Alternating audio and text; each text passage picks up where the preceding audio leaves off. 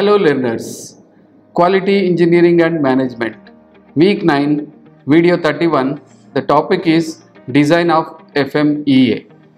Presented by myself, Dr. N. Venkateshwarlu, Associate Professor, Mechanical Engineering, School of Engineering and Technology, Indira Gandhi National Open University, New Delhi. Objectives. Learners, after listening this video, you should be able to understand Design FMEA, explain the steps for carrying out Design FMEA, describe Quality Control Plan and Process FMEA, discuss hazard function and reliability. These are the various objectives we will be able to learn after listening this video lecture. Learners, Introduction of Design FMEA. FMEA is the process performed to identifying the various failure modes of machine, equipment, process, product, etc. It also carried out to assess the risk associated with that failure modes such as loss to the production and company. Design FMEA is performed to identify the potential failure modes of a new product or process through the failure analysis. This is already we have learned in the last video, and again just for introduction, it is a failure mode effect analysis or failure mode effect criticality analysis. These two tools are utilized to identify the failure modes of a particular machine, process or product. Introduction of Design FMEA. Design FMEA is performed to identify and address areas of potential risk within the component or system design. The objective is to review the product design and to establish the following. We are conducting Design FMEA. It is for the identifying the failure modes. So for that, what are the main functional elements of design? Which are the potential failures? What are the effects of failures? Which are the main causes of failures? Which are the controls used to prevent failures? From this analysis, an assessment of failure potential of the design is made, and this is expressed as the risk priority number. The reliability of the component or the subsystem is used to calculate the occurrence value. For measure anything, we should have some number. So for that, here we have to find out the risk associated with that failure mode or failure of a particular machine or a process. So what will be the effect? So it will be measured as the risk priority number, where the value of risk priority number is high. This indicates the need for design corrective action to prevent the likelihood of reliability problem. So the Design FMEA may recommend changes to be made to a product design so as to reduce risk of failure in the field or of the manufacturing process.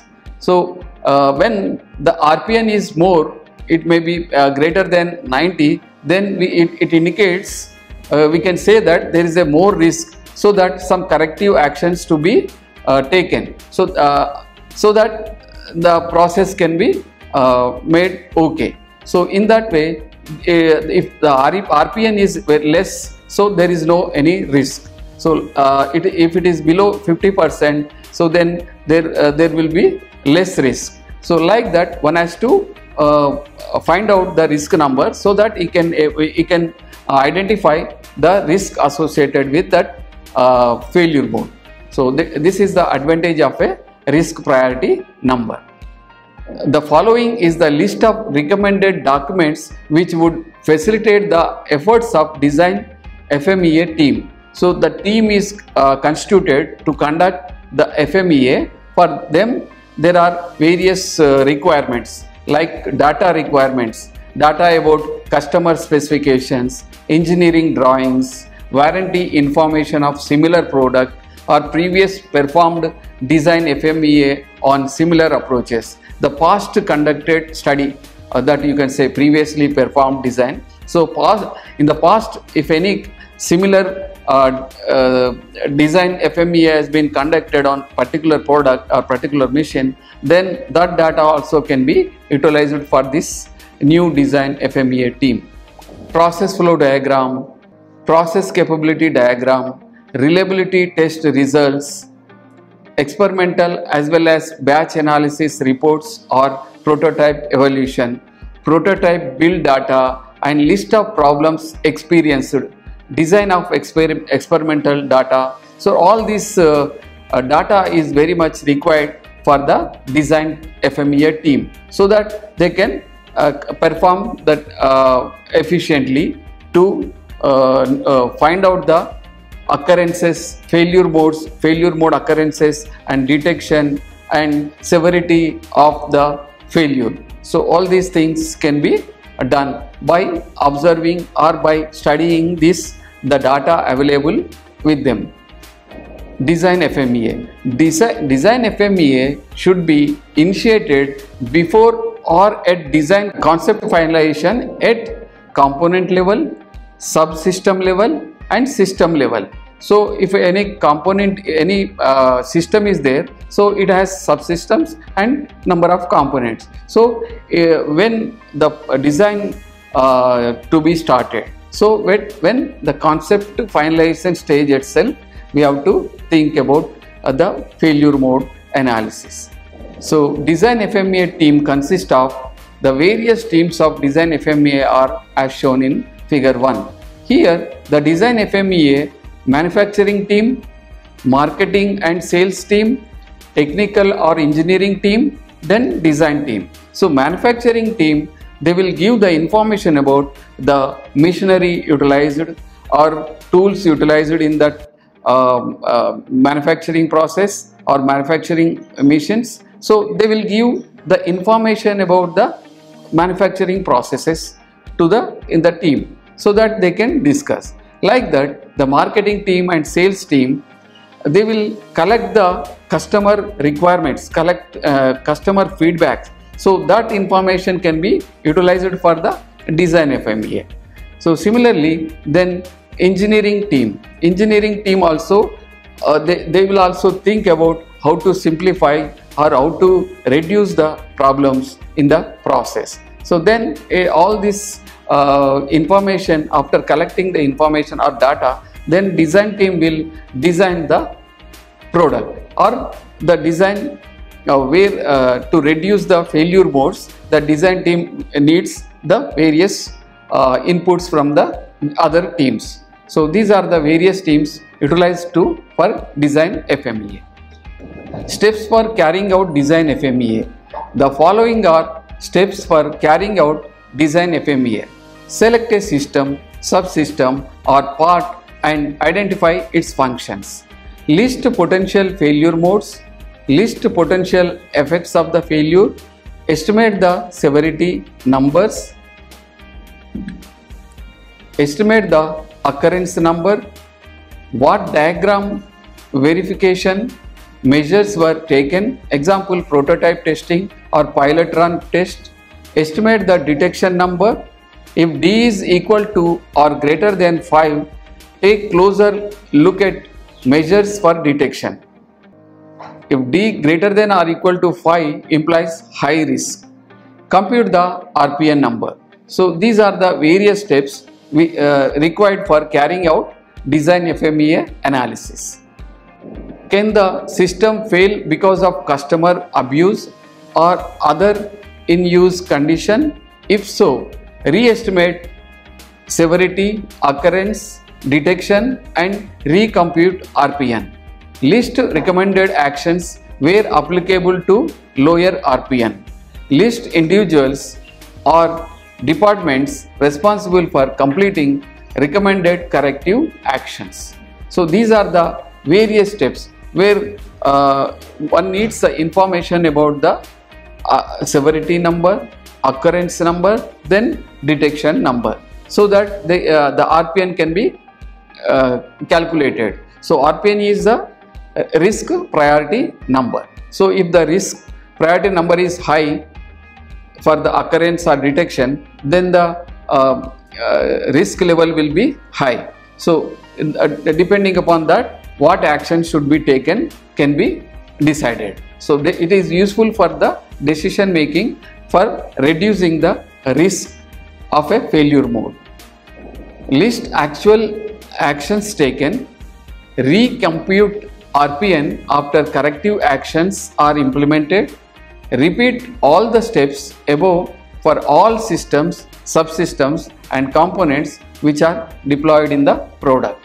So these are the various steps for carrying out design FMEA.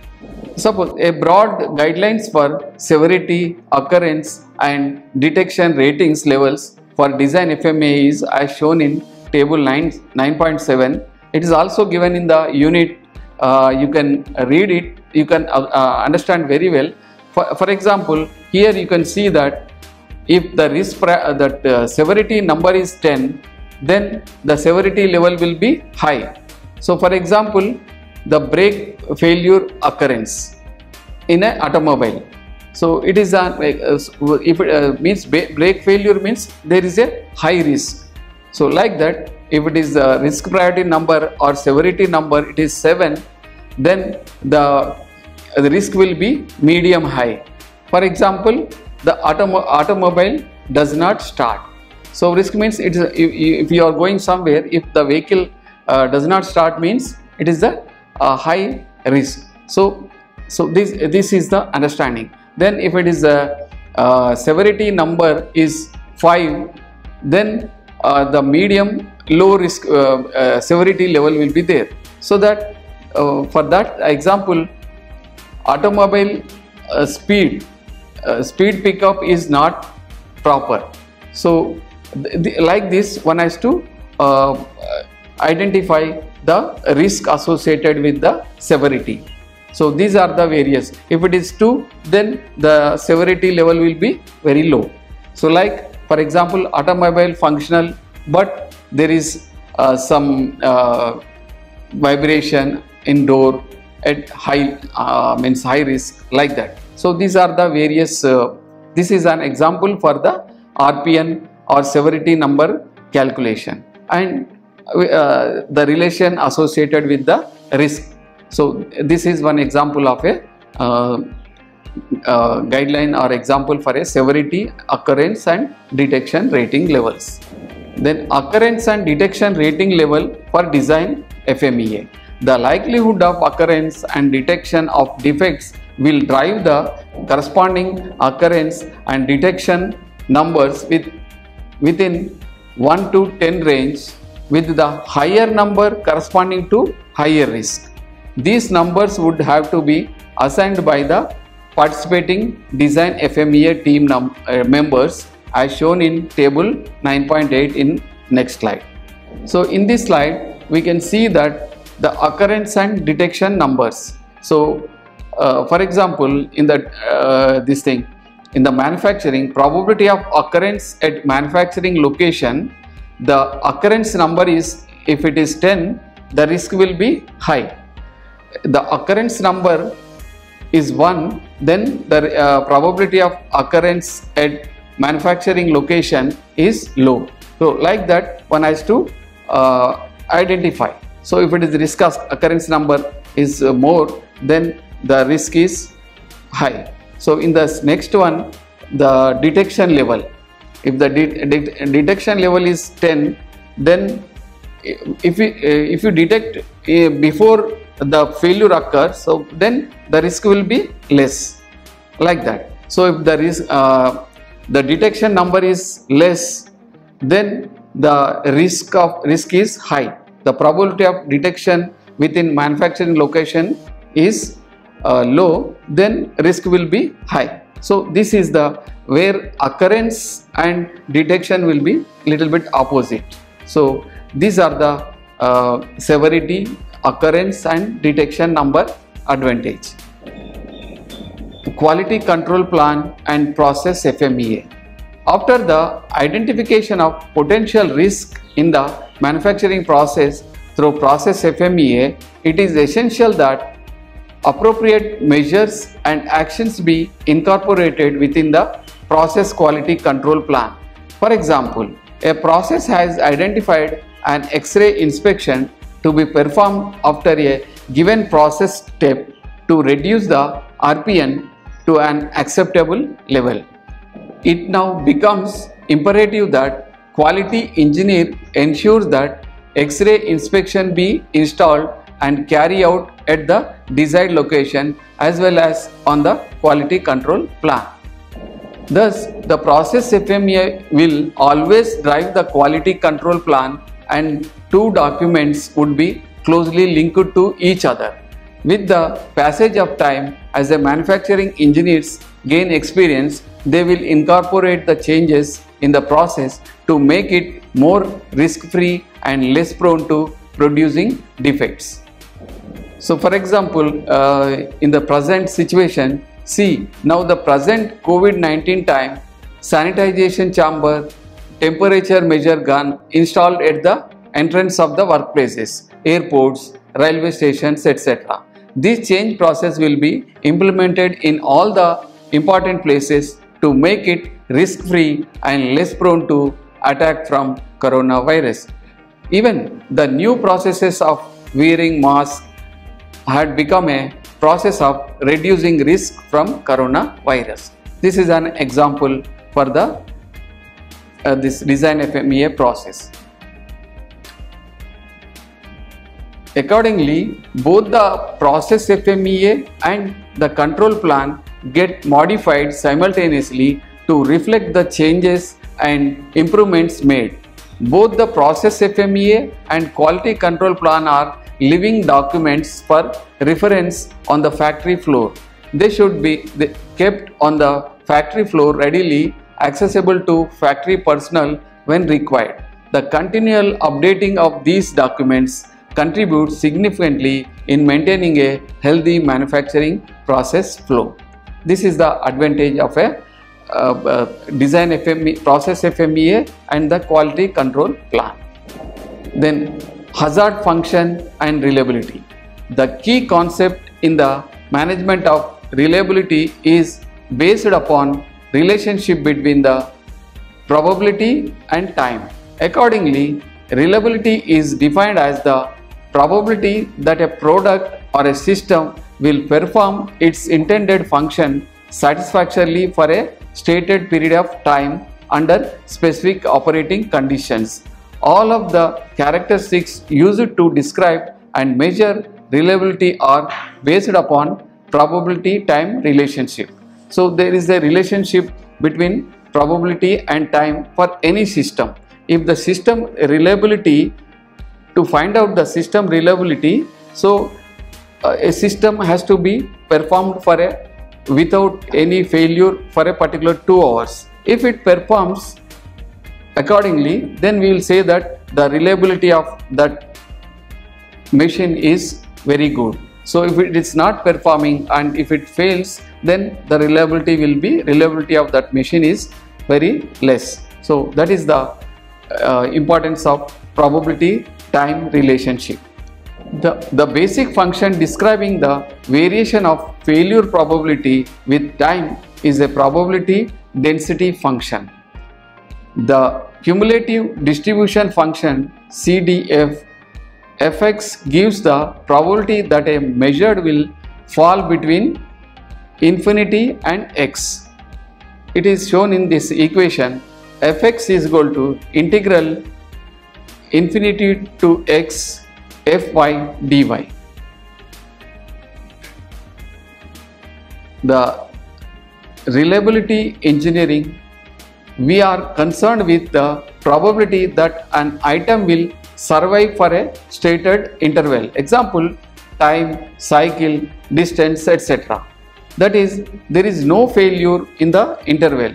So that is 0 to x. This is given by reliability function Rx, and it follows that Rx is equal to 1 minus Fx. That is equal to integral of 0 to x Fy dy. This is the formula for the hazard function. then the hazard function or hazard rate Hx is the conditional probability of failure in the interval x to x plus dx. Given that there was no failure by x, that is equal to Hx is equal to Fx by Rx, that is equal to Fx by 1 minus Fx. So now a question, so what is potential failure mode? To find out what is a potential failure mode is defined as the manner in which the process could potentially fail to meet the process requirements or design intent. It is a description of non-conformance at that specific operation. It can be a cause associated with the potential failure in a previous operation. So the failure mode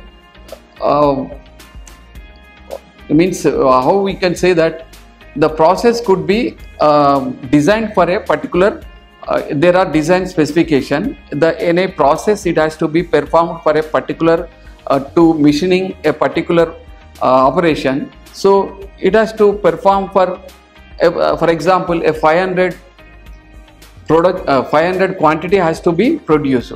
So if it is producing, then we can say that the design is okay, and the process requirement for design is also okay, and it is meeting the requirements. But if it is not meeting that requirements, then we say that the potential of failure is more. However, in preparation of FMEA, the assumption should be made that incoming parts and materials are correct. Potential failure modes are fail to operate, fail to provide adequate power, coil fail to provide required EMF, speed cannot be controlled, part leaking or part undersize or part oversize. So these are the potential failure modes when we are getting the material from the supplier. So some failure modes it can be observed. Some of the questions asked to detect potential failure modes are as follows. So while conducting this failure mode analysis, one has to ask some questions. That these are: how could this process fail to do its intended function? How the customer will find it unacceptable? So how he is saying how it is not acceptable to the customer. So like that, everybody should ask some questions so that he can get some idea from the customers, and then he can incorporate in the design intent. How the customer will not conform to specifications? Why could a part be injected at a particular operation? These are the various questions one has to ask while performing a failure mode to find out the potential failure modes. Conclusions. Learners, I hope you understood what is design FMEA, steps for carrying out design FMEA, quality control plan and process FMEA, and hazard function and reliability. Thank you.